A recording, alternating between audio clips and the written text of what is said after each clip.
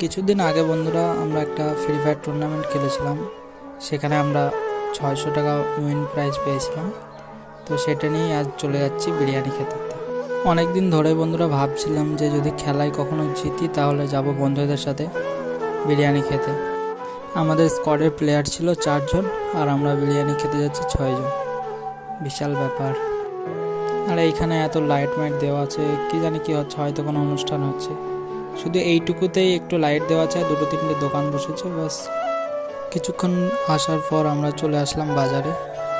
ব্যাস, এবার এইখানে খুঁজে দেখতে হবে বিরিয়ানির দোকানটা কোথায়। তারপর চলে আসলাম বিরিয়ানির দোকানে, আর বিরিয়ানির দোকানের নাম হচ্ছে বাদশাহ হোটেল। তারপর ঢুকে পড়লাম হোটেলের ভিতরে।